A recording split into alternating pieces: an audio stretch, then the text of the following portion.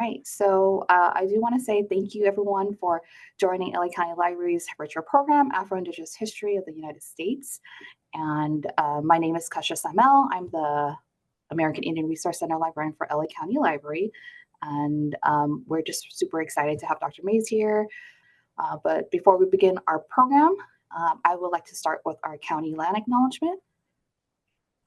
The County of Los Angeles recognizes that we occupy land originally and still inhabited and cared for by the Tongva, the Taviam, Serrano, Kitch, and Chumash peoples. We honor and pay respect to their elders and descendants, past, present, and emerging, as they continue their stewardship of these lands and waters. We acknowledge that settler colonization resulted in land seizure, disease, subjugation, slavery, relocation, broken promises, genocide, and multi-generational trauma. This acknowledgement demonstrates our responsibility and commitment to truth, healing, and reconciliation, and to elevating the stories, culture, and community of the original inhabitants of Los Angeles County. We are grateful to have the opportunity to live and work on these ancestral lands. We're dedicated to growing and sustaining relationships with Native peoples and local tribal governments, including, in no particular order, the Fernandino Tataviam Band of Mission Indians, the Gabrielino Tongva Indians of California Tribal Council, the Gabrielino Tongva San Gabriel Band of Mission Indians, the Gabrielino Band of Mission Indians Kitch Nation, the San Manuel Band of Mission Indians, and the San Fernando Band of Mission Indians.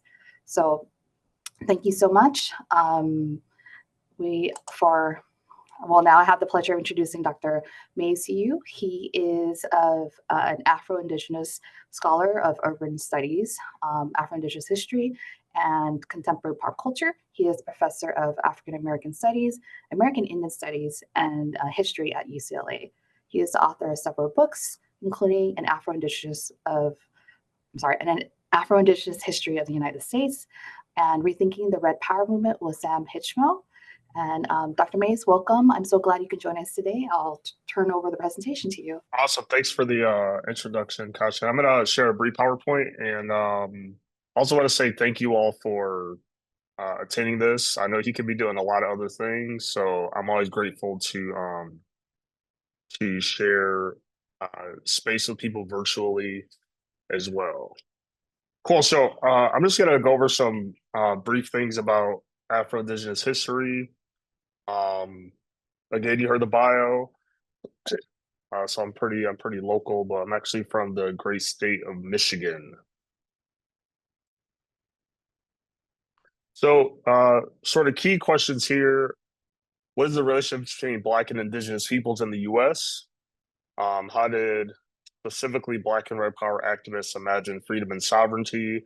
I'll talk a little bit about cultural appropriation and popular culture, and just some basic myths and misconceptions, if you will, around Native history. So my great-grandmother came from the Saginaw Chippewa Reservation to Detroit in 1940. And she became a pretty well-known activist in the city of Detroit, throughout the state of Michigan. And she had 9 Afro-Indigenous children. She married my African-American great-grandfather, and she included her children in all the activism around things connected to education, representation in the city, and so forth. And this sketching here is my Judy. My Judy's still alive. She no longer lives in Detroit, but now lives in the Saginaw Chippewa Reservation with my other aunties. That's my late aunt Linda. And they founded what was the 3rd ever public school with an indigenous curriculum called Medicine Bear American Indian Academy in 1994. And importantly about this school was that it was very much supported by African Americans. You know, I think about Detroit, it was predominantly Black since at least the 1980s. And there was of course, the Afrocentric educational movement that centered the histories and experiences of Black people in education. It was the first in the city of Detroit, in the state of Michigan. It closed in 2005. Too much to get into for this webinar, but a combination of Michigan's takeover of the Detroit public schools, I'm sure some of you may have heard of the bankruptcy after the state of Michigan declared Detroit as financially unfit to govern itself, which is actually not true. It's a whole nother discussion. But the takeover of the Detroit public schools in 1999 was a prelude to the destruction of Detroit public schools going forward. So some basic missing context and uh, context around Afro-Indigenous history. Often some people might say Native American tribes enslaved Africans. That's true with 5 tribes. So the Cherokee, Choctaw, Chickasaw, Creek, and Seminole, right? Only 5 tribes enslaved Africans.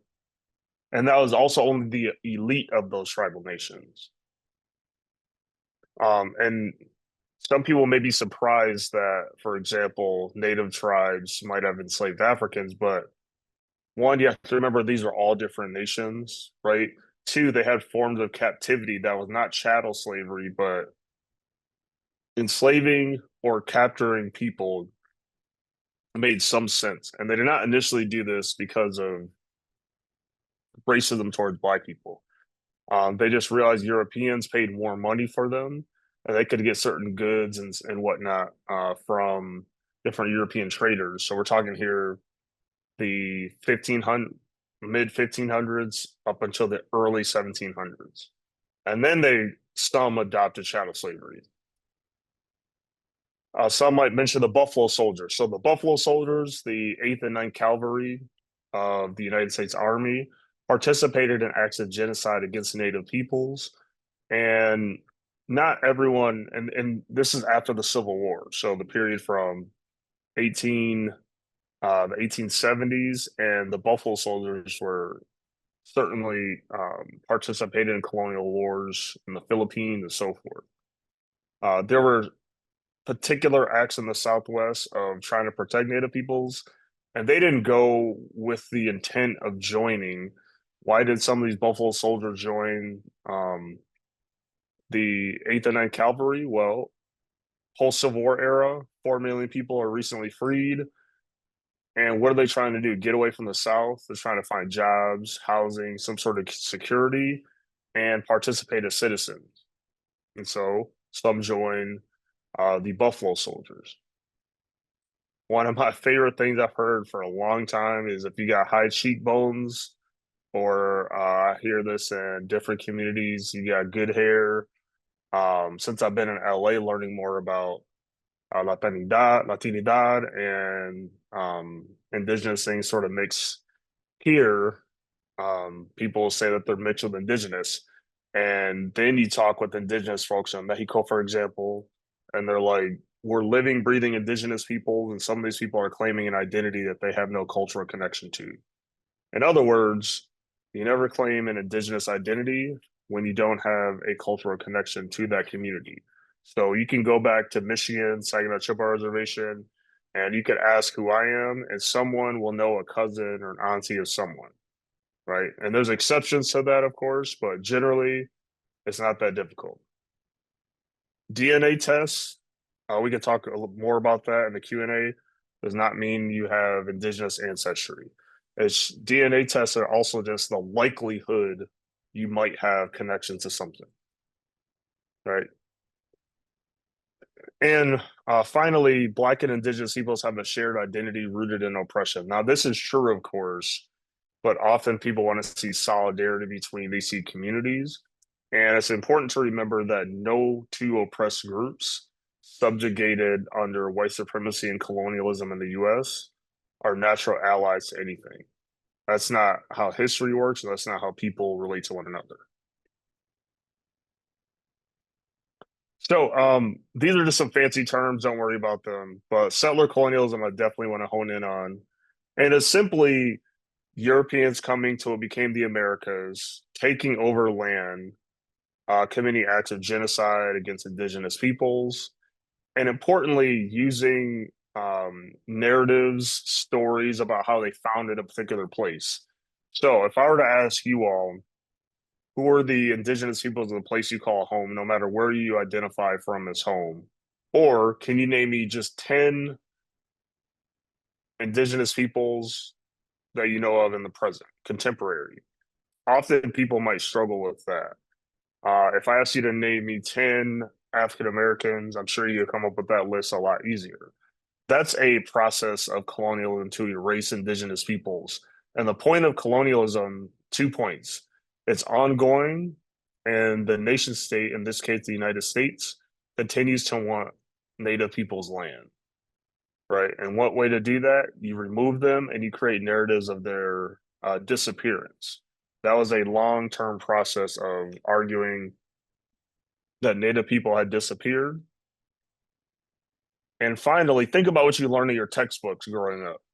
What did you learn, or importantly, not learn about Native peoples? Often you, depending on the generation, you learn to a certain point and then you just stop learning about them. And we have to understand that is a process of colonialism. Um, a key point here that dispossession, that is settler colonialism, and the history of slavery are foundational to US democracy. That might sound controversial to you, but if you go back and read something like the Federalist Papers or the French aristocrat Alexis de Tocqueville, when he came and studied the US for 10 months from 1831 going into 1832, and he said, I don't think that the United States would be what it is without Black and Native peoples. And I don't think that they can live in this particular place on equal footings, right? Go look at the Constitution. It's all there right in the founding documents about how they view Native peoples and Black peoples. I just want to play this very briefly. There's no sound or anything, but the point is to look how quickly, as the United States founded as a nation, how quickly land was taken from indigenous peoples. And mind you, there's been 380 treaties that the United States signed with Native nations, and they have violated every single one.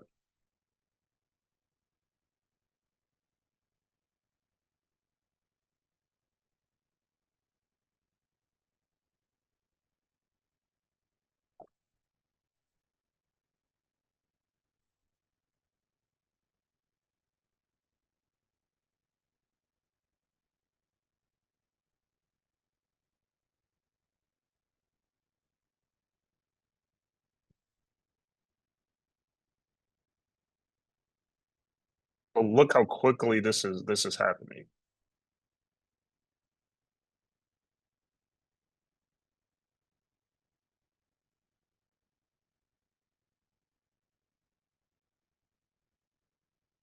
We're not even 100 years, and most of this is gone.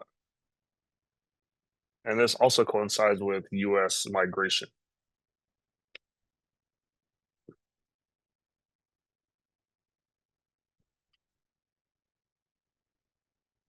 Now we're at about 100 years.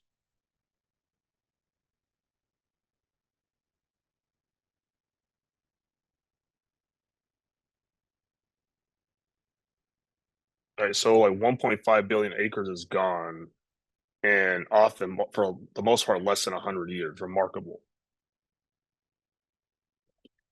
Now let's go to the Black and Red Power era to also show how Black and Native peoples resisted. And there's certainly a precursor to this history as well. But the Black and Red Power era is really the period from 1966, when Stokely Carmichael is in Greenwood, Mississippi, and declares Black Power.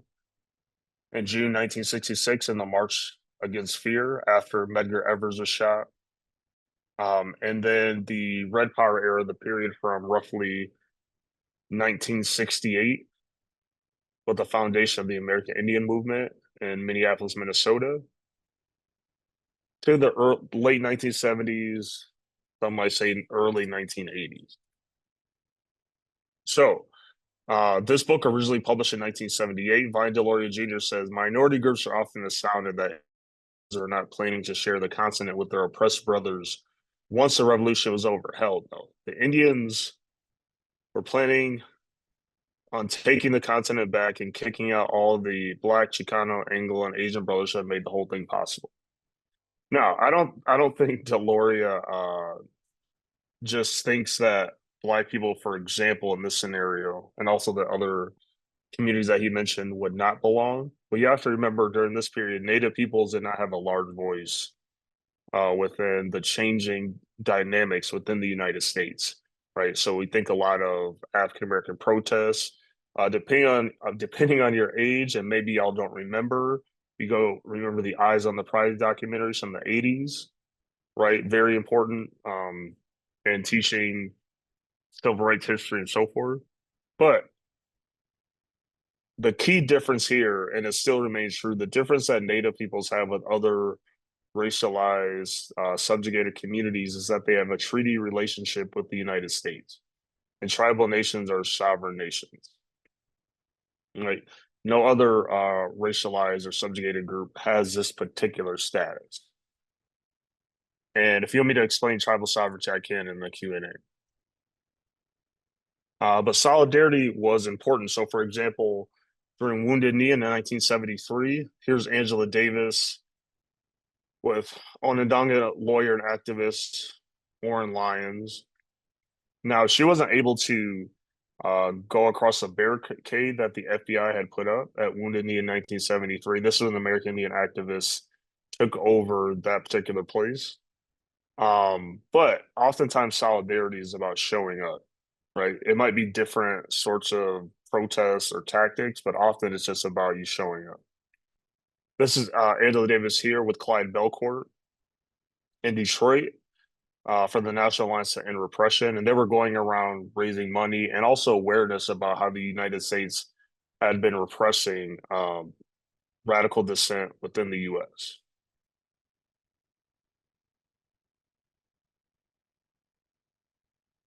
Of course, this is Stokely Carmichael, who had changed his name to Kwame Ture, co-author of Black Power, The Politics of Liberation, published in 1967. And this is a meeting in St. Paul, Minnesota in 1975.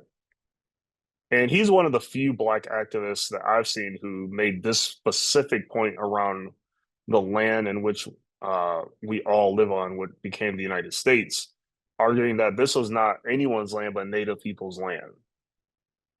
And it might sound, controversial. It might sound critical. He's not saying people don't belong here, but he's saying we should center Native peoples on this particular land.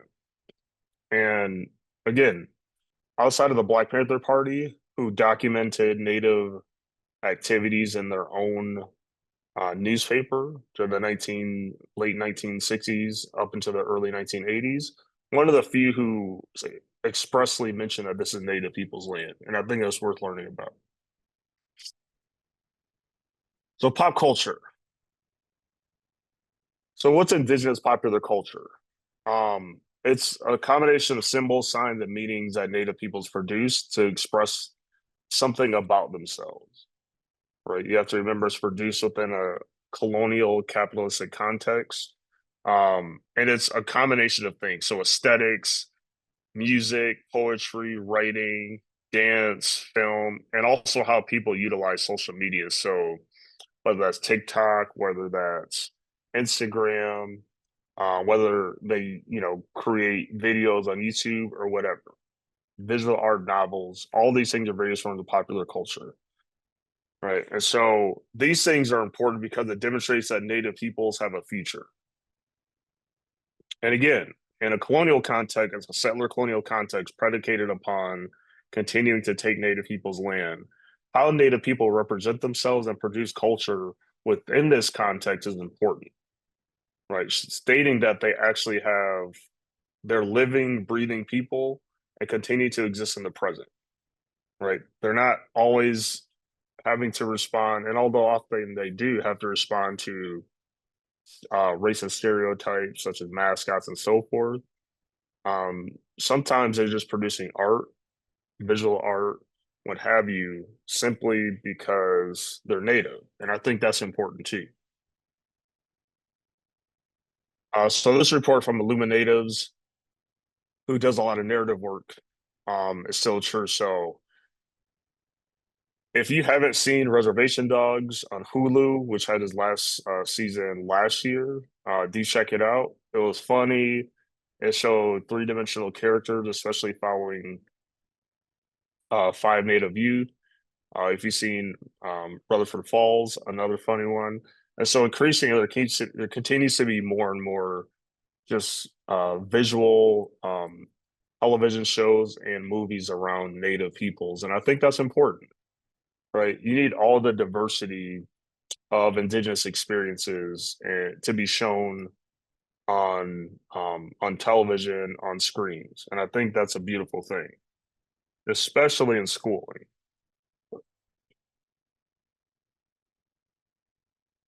So one of the big things people like to talk about is cultural appropriation and appreciation. So I don't overreact to cultural appropriation, especially with young people. I think young people sometimes just experience or experimenting and trying to find an identity themselves. But it can be harmful as well, especially when you're trying to cosplay a particular community without understanding the history, or you simply want to profit off of it. And something people ask me often is, I want to buy this native thing from a native artist. Can I wear it? Like earrings, moccasins, whatever. Absolutely, you should rock those things. I think that's important. And native artists are selling you a product, and if they made it for everyone, then it should be you should be able to wear it. I think that's a beautiful thing. But don't get all the weird things that you can get on Etsy, and don't think something's too expensive, right? I have native and non-native friends who make craft things. I always like to share the example of when I bought some moccasins from my cousin that were custom made and beaded. And when I was a broke graduate student, she charged me, I think, $400. And I thought I'd get a family discount because it was my cousin, but that's what it was worth. If you think about the labor it takes to put into something. And often people, they think, I shouldn't have to pay full price or this isn't worth it. If it isn't worth it, then go make it yourself, right? We have a complete lack often of artisans in society today and their craft. Now, appreciation, of course, you understand the history, you hang out with people, you see them as dynamic people, you see them both within that particular cultural element and outside, right? And I don't think we spend a lot of time talking about cultural appreciation. So let's talk about some myths and narratives. So if you have 10 indigenous peoples what they want to be called, you probably get 10 different answers. All right. So when I go back home to the res, my auntie still use Indian. It's just it's also generational. I would err on if you're non-indigenous, just using indigenous. You can also just ask someone what they want to be called. Now, Indian, for example, is a legal term. So that's the one reason it's still used in legal documents because it's a legal term. There's a story when I was doing oral history with my aunt Tracy, and I said indigenous history, blah blah blah, and she says is indigenous the same as an Indian? And I laughed, and I was like, one, I'd been in school for a while, and two, you always have to remember terms like this can be generational. No one is better than the other, but you just have to understand how the meaning of words change over time, and I think that's important.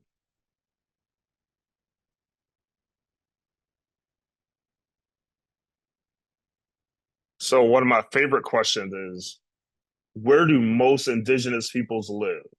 And one of the biggest or most consistent answers is reservation. False. Over 80%, according to the US Census, of Native peoples live in cities. Los Angeles, New York City, Chicago, Detroit, Phoenix, Tucson, Tulsa, right? 80% live in cities. So you don't have to go to some reservation, although you talk to most Native people, you still have cousins, relatives, aunties, uncles who still live on the reservation. But the majority live in cities, right? That's not to disregard reservation and tribal sovereignty, but the majority live in cities. And I think that's important.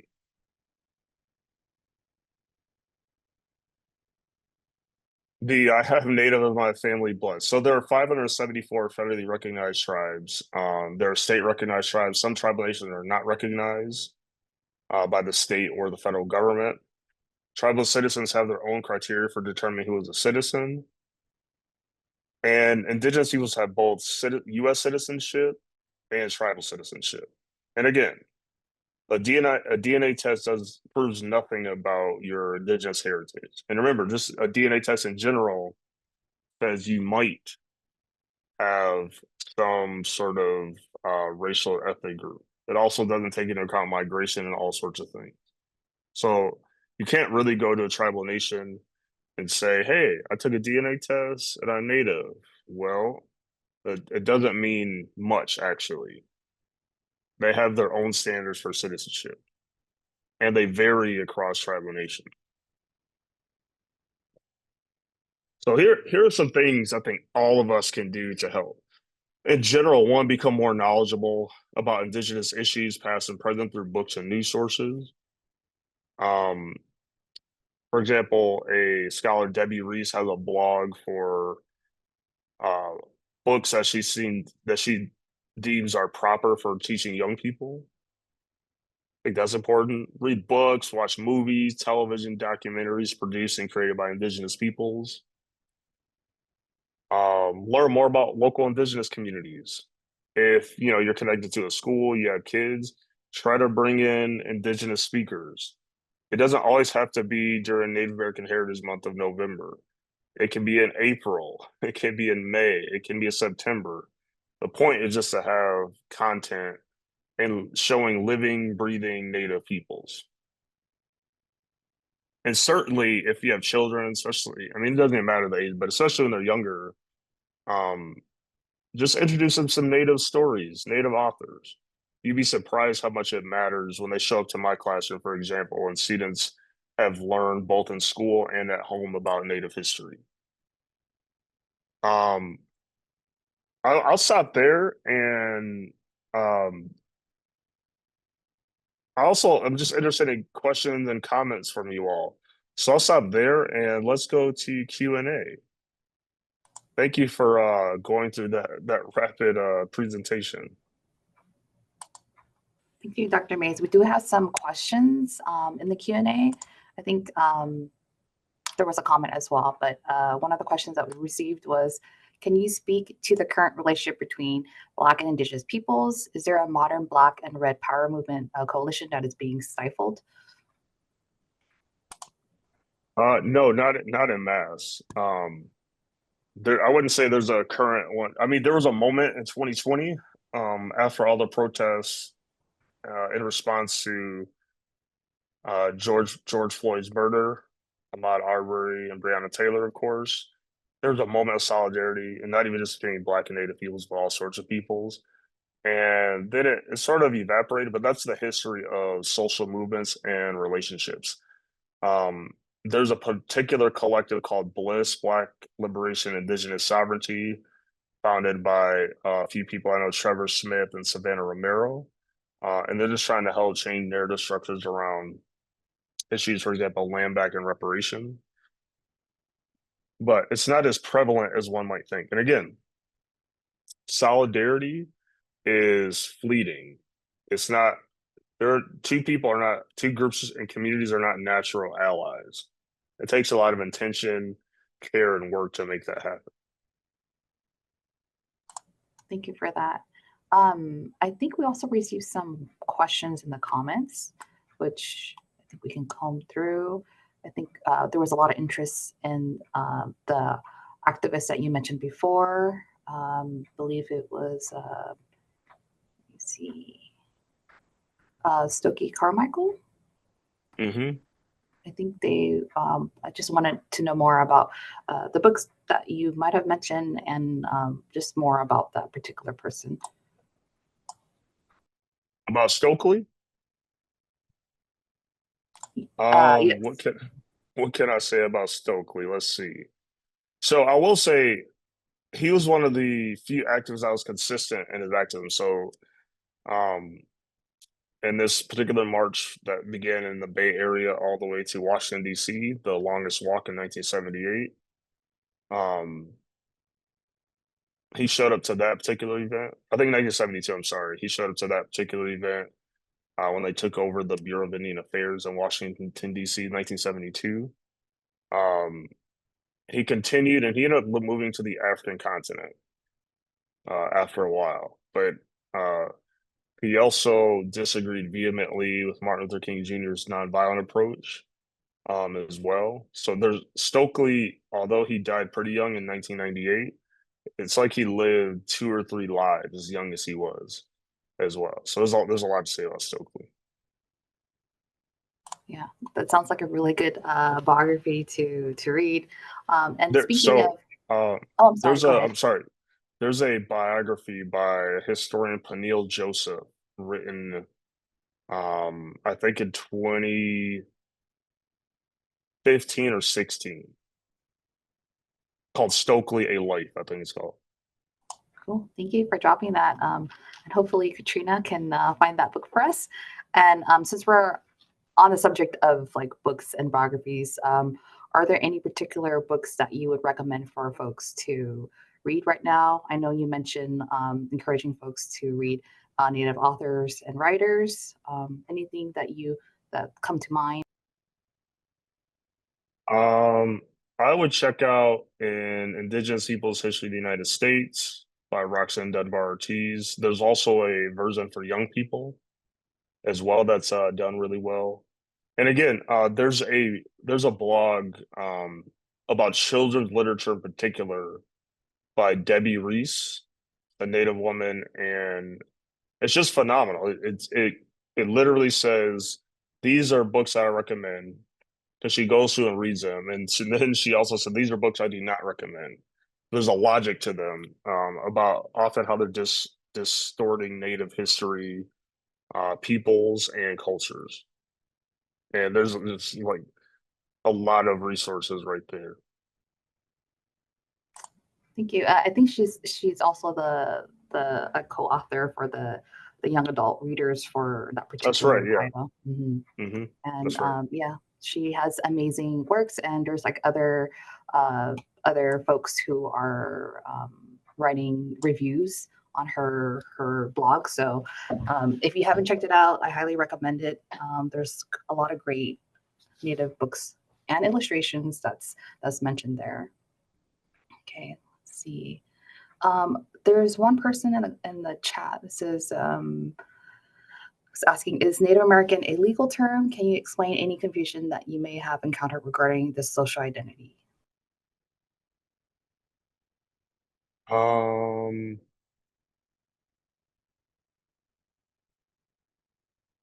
so Native America is not it's not necessarily a legal term like Indian is, and it's mostly because it's in the treaties. Um, and there can be confusion, and some of these have changed over time. This is why I say these terms are often generational. And you just ask people, like you ask someone where they're from, you're like, hey, what, if you know that they're indigenous, you ask them, I don't mean to be rude, but how do you identify? And then you let them tell you. Most people will tell their tribe, they'll tell you where they're from. Again, it's generational. My aunties still use Indian. I have never heard them say indigenous in my entire adult life, ever. They never use it. They say Indian, Indian, Indian. But my colleagues in different professions, my peers, millennials use indigenous most of the time, unless we're amongst each other. Or I'll joke with like, man, that's mad Indian of you or something to that effect, right? But that's only our intimate relationship. I don't really use it. I mean, I use it in speaking and teaching, but sometimes not on purpose. I just use indigenous or native. Thank you. Another question is, how can we, from Veronica, how can we introduce more of the Indigenous history, modern day movements in the charter school systems? That's a big question. Well, one, you have to really advocate with school boards. right? Advocate with school boards and really figure out what they're teaching. Because often it's not teachers' faults. I never blame teachers for a lot of things, and they don't get paid enough, in my estimation. So you go to school boards and you advocate there. That's why those elections, I mean, large elections are important too, but especially local school board ones. Two, you continue advocating at the school. And I think Keisha, let me know if you want to chime in here too, but connecting with local libraries and seeing how you can connect with your local school as well, with providing. I know schools increasingly have been like getting rid of librarians in the school districts, and certainly in cities as well, trying to shut down libraries as well. But you always try to connect with people. Often people are already there available, but we don't really see them as advocates in that way. Yeah, and I do want to comment. I think purchasing books that's written by and illustrated by Native authors. One of the issues I've seen in the past is that there just wasn't a lot of publications, even though there's definitely a need and a desire by the readers for these type of titles. Um, there wasn't a lot, but now you're starting to see more movement in the publication world. Like we need diverse books. There's a Heart Drum publishing with I think it's HarperCollins, and they're really pushing for Native authors and writers. So the more you support these writers, the more justification they can say to the publishers, like, "Hey, we need these type of books. We need this information." So I highly support you to or encourage you to purchase these books if you are interested. There's a lot of great book lists from the blogger and also scholar that Dr. Mays mentioned, Debbie Reese. There's also book lists on the ARC page. So there's a lot of material that we hope that you can explore and request and for sure purchase to support our writers. And that's a key thing, like requesting the books. And of course purchasing them, but going to the I don't know, just go around one on a Saturday and start requesting the same book at different libraries if you have time. I don't know. And Ooh, form book clubs. Form oh book yeah, clubs. we have a book club That's always important. Yeah, always form a book club. here. Um, yeah, that was a great question. And we hope to see that there's more requests from educators for these type of histories and truth and present day topics and issues. This question is pretty neat by Suzette. Are you working on any films or documentaries? Yeah, that's funny. I am actually. I'm working with it's in First Nations folks in Canada on an Indigenous hip hop documentary. Um, I would have. This is my first documentary I've actively sort of worked with folks on. So I'd imagine production and probably a little more filming needs to be done. It's probably like 2 years out, I would imagine. And Cool. I'm just a rookie doing this, so I'm just following the really smart people who make And films. you have a book on Indigenous hip hop too, which is in the link that we provided. Is that based more on your work or is it like additional research that you're doing? It's sort of modeled on it, but it's just I feel like my book is ancient history now, even though it's not that. When you write things on popular culture, sometimes like the framing is still useful, but um the artist might be a little bit older. And not that they're old, but especially something like popular culture, hip hop or whatever genre, new artists are emerging. And I think the indigenous hip hop has sort of exploded since that book came out and when I did the research for it. So it feels ancient, but I think hopefully it's still useful to I think it has been useful to the filmmakers. And it's definitely showcased in Reservation Dogs. So another reason to watch it. We have a comment and a question. from Daisy. Thank you for this wonderful presentation, Dr. Mays. What advice do you have for universities working with Indigenous communities? How can we ensure that research is co-created and not appropriated? Uh, so I'm gonna have two answers that contradict themselves. Sometimes I don't think universities should be working with Indigenous communities because they're forcing themselves, and I'm a part of the university, right?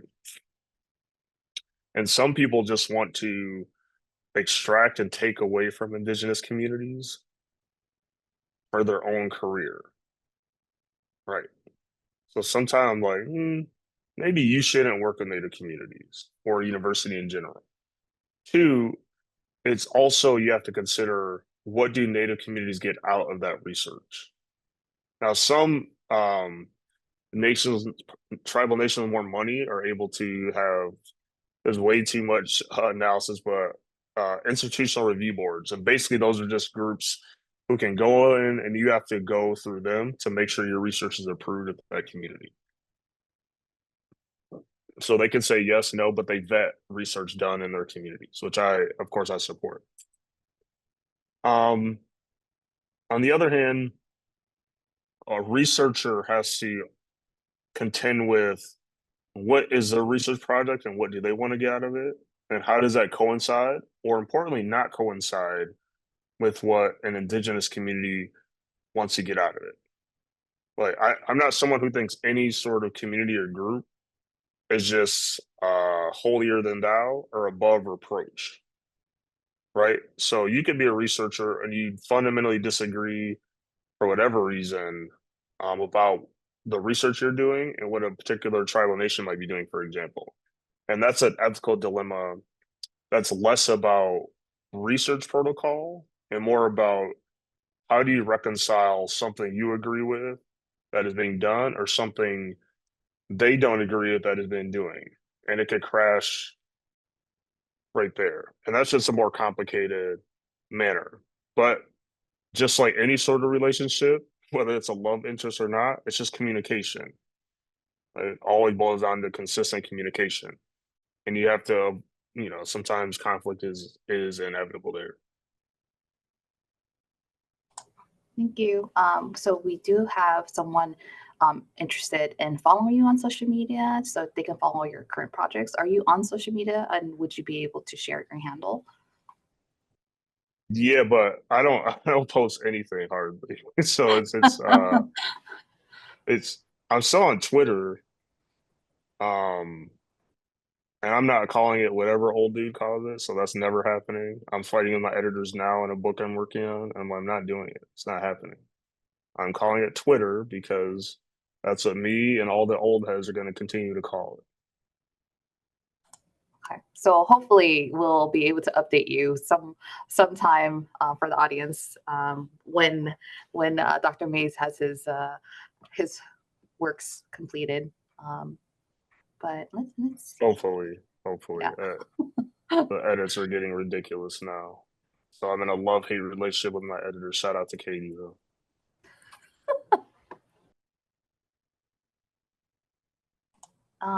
Was there any other questions, Katrina, that you saw I might have missed?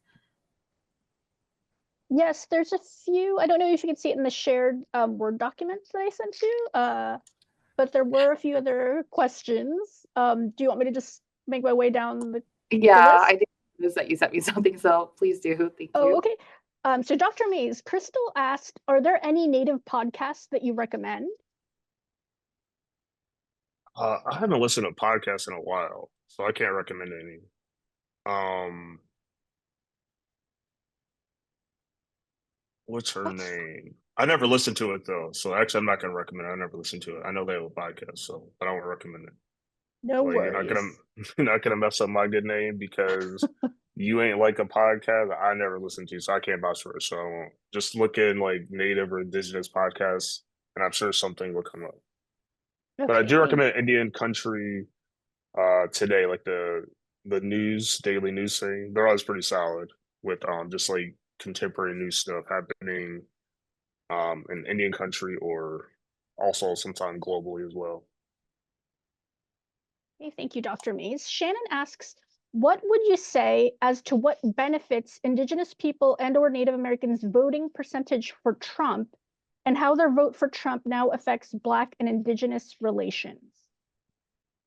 Yeah, that was funny. So there was only 220 Native people polled, and we're not even sure if they're Native actually. Um, so this is a problem in general around social science and public polling data when it comes to Native peoples. So some people could just put American Indian or Native American. We have no idea. And we do know some people who might be Southeast Asian, or as they say in the UK, Asian, who will put Indian because they think, oh yeah, I'm Indian, which makes sense, I guess. So it was only 220 people polled. We don't know if they're actually indigenous or not. Like I'm sure there's some. Um, but that it's such a small percentage that even if every Native person voted and say they all voted for the president-elect, it still wouldn't have a major impact, right? I mean, it's a whole nother discussion about democratic strategy and so forth, but I wouldn't blame Native people um, or any other marginalized group for what happened in this particular election. Thank you for that insight. It is important to know how these polls are working and like who they're polling. So, thank you. Was there any other questions, Katrina? Okay, I can read them out if you'd like. Thank you. Alicia asks, what are the most reliable resources to use to research African American Indigenous family history? So one, don't go by family lore. You know, so family lore and histories are important. So you ask people as much as you can, but in academia especially, there's this whole discourse around pretendians, right?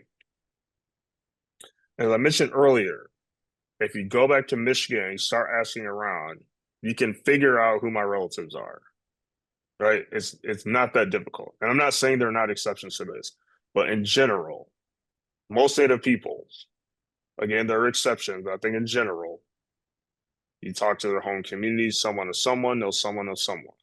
It's just like generally true. Again, exceptions, but exceptions are not the rule.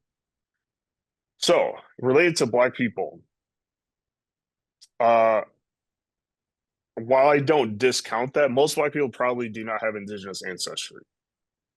Let's start there. Two, if they do have Indigenous ancestry, it's more than likely, not exclusively, the five tribes because of the history of them enslaving people, which means it's a small minority actually. Like some folks will say, I hear all the time, I heard it my entire life, I have Blackfeet in me. And I'm like, the key thing you have to figure out is where's your family from? And then you figure out what indigenous nations were in there during that period of probably slavery, maybe some free Black people. That's what geography matters here. And if it's the five tribes, they're some of the most documented tribal nations online right now. You can type in, say, Cherokee Nation genealogy, and they have pretty robust genealogies that you would have to compensate someone to do for you. So if you have a last name of someone, don't go by family photos. And the other thing is, it's the trauma of slavery, right? Sometimes you just have European blood in you. Just because someone has long hair, high cheekbones, has less to do with, it might not have anything to do with being native. It's just that photo is probably European blood. And that's a product of the legacy and atrocity of slavery, right? Because of how that probably happened. So if you have a last name though, and it's not perfect, you have to do a little more digging. And you know the geography where those people were, that's what you should really follow. Again, the five tribes are some of the most documented with names that you can look up online if you know. But also the US government would look at some people and say they're not Native because they look Black when they started counting and creating these roles as well. Well, it's a complicated history, but sometimes not so complicated to find out. Dr. Mays, we did have a question from Daisy Valdez. She first wanted to thank you for the wonderful presentation, and I touched about this a little bit earlier, but her question is, what advice do you have for universities working with Indigenous communities? How can we ensure that research is co-created and not appropriated? Well, I think this one we answered. Oh, you did? I'm very sorry. Yeah. No, it's okay.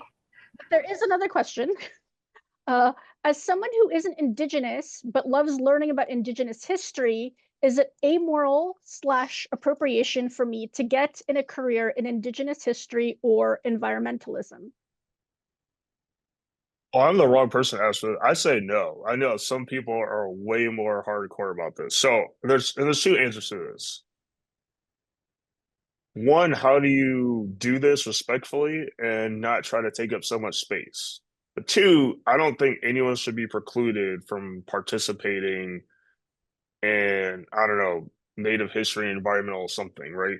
But it matters how you respectfully engage with those community members, that community, whether you're professionally or within a local Indigenous tribal nation.